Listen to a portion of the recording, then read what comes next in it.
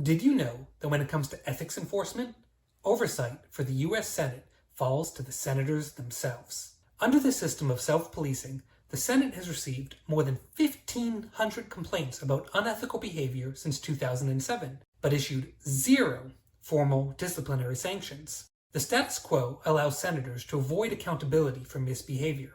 Thankfully, there's an effective and obvious solution that already works on the other side of Capitol Hill.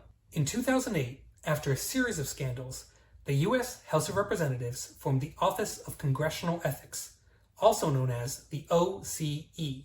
The OCE is an independent ethics committee that investigates alleged misconduct and makes referrals to the House Ethics Committee.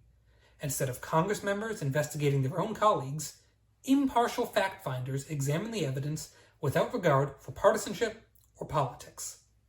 In the Senate, there is no independent ethics committee. Instead, the Senate Ethics Committee, made up of U.S. senators, is the only body reviewing potential ethics violations. One major downside here is a lack of transparency. Self-policing means that very few ethics reports are released to the public, so if a senator breaks the rules, voters may not even know. Over 90% of voters across party lines want increased enforcement of ethics rules for members of Congress, and it's not hard to see why. We can no longer rely on self-policing in the Senate.